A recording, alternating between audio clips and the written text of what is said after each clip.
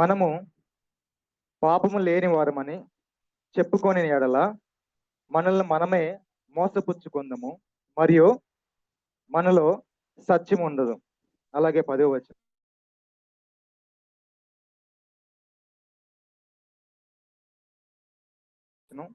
మనము పాపం చేయలేదని చెప్పుకొని చేయవారు మగుదము, మరియు ఆయన వాక్యము మనలో ఉండదు.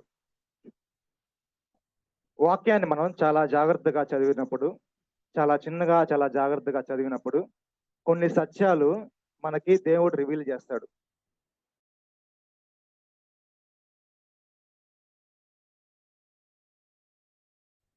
ఎనిమిదో వచనంలో స్టార్టింగ్ మనం జాగ్రత్తగా అంటున్నాడు. అంటే ఈ యోహాను దేవుడితో, ప్రభువైన యేసుక్రీస్తుతో సహవాసం చేసి ఆయన సిలువను చూశాడు, ఆయన పునరుద్ధానం చూశాడు.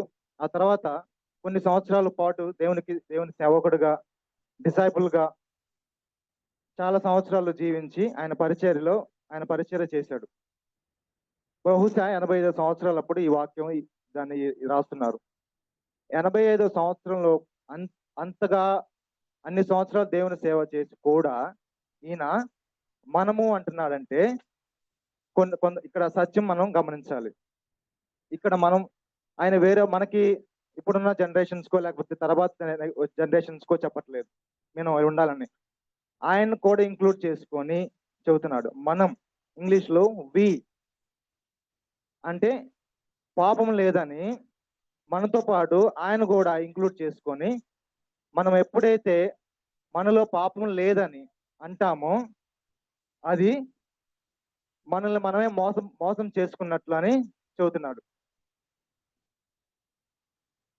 జనరల్ గా మనం ఏం చేస్తామంటే, మనకు తెలిసిన పాపంలే మనం దేవుని దగ్గరకు వచ్చి ఒప్పుకుంటా ఉంటాం.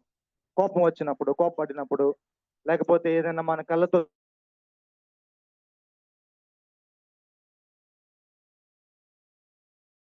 చూసినప్పుడు, ఎవరి మీద జలసి ఉన్నప్పుడు, ఇవన్నీ మనకి తెలుసుకుంటాం. మీకు తెలుసా, అన్కాన్షియస్ సిన్ మన జీవితంలో ఎప్పుడు ప్రభువైన యేసుక్రీస్తు వచ్చి మనల్ని పూర్తిగా మార్చడానికి ముందు ఇవన్నీ అన్కాన్షియస్ సిన్ మనలో ఎప్పుడు ఉంటానే ఉంటాయి. అవి మనకి తెలియవు, అవి పాపంలని కూడా మనకి తెలియవు. ఇక్కడ యోహాను వాటిని కూడా ఇంక్లూడ్ చేసుకొని మనలో పాపం లేదని ఎవరైతే అంటామో మనల్ని మనమే మోసం చేసుకుంటున్నామని ఇక్కడ చెబుతున్నారు. నా ఇనిషియల్ డేస్ లో నేను దేవుని గురించి తెలుసుకుంటున్నప్పుడు సంవత్సరంలో లేకపోతే నెలలోనో ఒక్కరోజన్నా నేను హోలీగా ఉండాలి, ఒక్కరోజన్నా హోలీగా ఉండి నేను దేవుడి దగ్గరకు వచ్చి నేను ఈ రోజు హోలీగా ఉన్నానని చెప్పుకోవాలి అనే ఆశ బాగా ఉండేది. అలాగా ఒకరోజు 2 రోజులు హోలీగా ఉండటం నేను గమనించినప్పుడు దేవుడి దగ్గరకు వచ్చి, ప్రభువా ఈ రోజు నేను హోలీగా ఉన్నాను, నేనే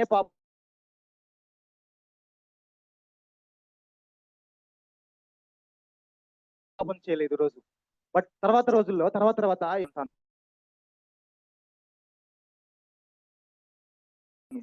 ఇంకా ఎక్కువ డిస్కరేజ్ ఎక్కువ. ప్రభు ఏంటి ప్రభు కావాల్సిందంటే, ప్రభువైన యేసుక్రీస్తు తప్ప ఈ లోకంలో హోలీగా జీవించిన వారిది ఎవరు లేరు అని ఆ సత్యాన్ని నేను గమనించలేకపోయాను. మనలో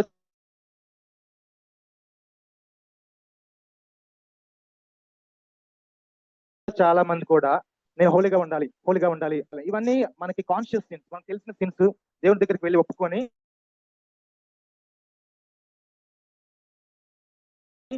ఎక్కువ మనం దేవుడి దగ్గరికి వెళ్ళి ఈ రోజు నేను హోలీని, యోహాను ఆయనతో అన్ని సంవత్సరాలు ఆయనతో నడవటం వల్ల సొంతగా ఎక్స్పీరియన్స్ చేయటం వల్ల మాత్రమే ఈయన వాక్యం చెప్పగలుగుతున్నాడు. మనం కూడా దేవుడితో ఎక్కువ నడుస్తున్నప్పుడు మాత్రమే మనలో ఉన్న అన్కాన్షియస్ సిన్స్ కూడా బయటపడతా ఉంటాయి. మనం దేవుడితో ఎక్కువ నడుస్తున్నప్పుడు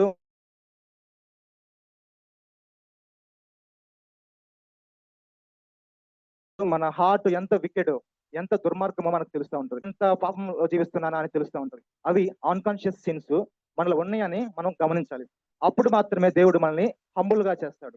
అప్పుడు మాత్రమే నేను దేవుడి దగ్గరికి వెళ్ళి, ప్రభువా ఈ రోజు నేను పాపం చేయలేదు, కానీ నేను పాపినే, మీరే పరిశుద్ధుడు, నేనే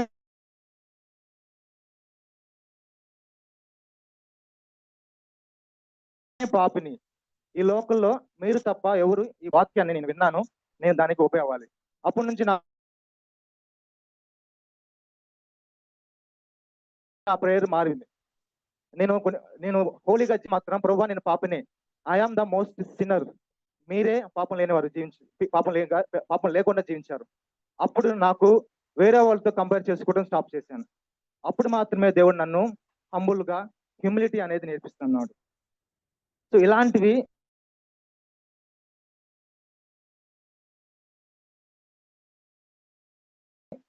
యోహాను కేవలం దేవుడితో నడవడిన మనము ఆయన మనలతో పాటు కూడా ఆయన కూడా ఇంక్లూడ్ చేసుకొని చెబుతున్నాడు. మొదటి ఫస్ట్ పీటర్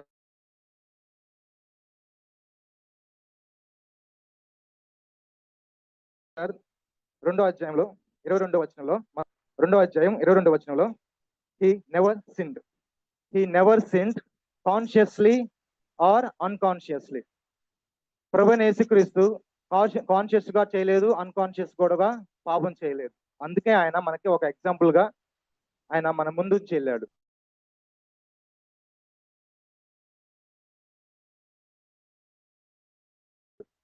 సో ఇలాంటి ఎగ్జాంపుల్ మనం మన ఫీలింగ్, ఇలాంటి బిహేవియర్, నేను బాగానే జీవిస్తున్నాను, నేను హోలీగానే ఉన్నాను అనే అలాంటి మోసపూరితమైన ఫీలింగ్ నుంచి మనం బయటపడాలంటే దేవుడి దగ్గర కూర్చొని ఆయన వైపు చూసి ఈ వాక్యాన్ని గుర్తు చేసుకోవాలి. ఆయన తప్ప మరి ఎవరు ఈ భూమి మీద పాపం లేకుండా జీవించిన వారు ఎవరు లేరు. అంటే నేను ఒకవేళ హోలీగా ఉన్నానంటే నేను ఆయనతో కంపేర్ చేసుకున్నాను. మన దేవుడి దగ్గరికి వెళ్ళినప్పుడు నీ పాపములన్నీ తుడిచివేశాను, నిన్ను నేను పాపం లేని వాడిగా చూస్తున్నాను. అది ఆయన వ్యూ, ఆయన అలాగ చూస్తారు మనల్ని. బట్ మన వ్యూ మాత్రం ఆయనే ఈ లోకంలో జీవించిన వారు, పాపం లేకుండా జీవించినవాడు. నేను పాపినే. నాలో నేను దేవుడి దగ్గరికి ఇంకా వెళ్ళే కొద్దీ స్పిరిచువల్ గా గ్రోత్ ఎక్కువ అవుతుందో అది ఒకవైపు అయితే, నా హార్ట్ ఎంత వికెడో, నా జీవితం ఎంత పాపమో దానికంటే ఇంకా ఎక్కువగా నేర్చుకుంటాను. అప్పుడు మాత్రమే దేవుడు మనల్ని హంబుల్ గా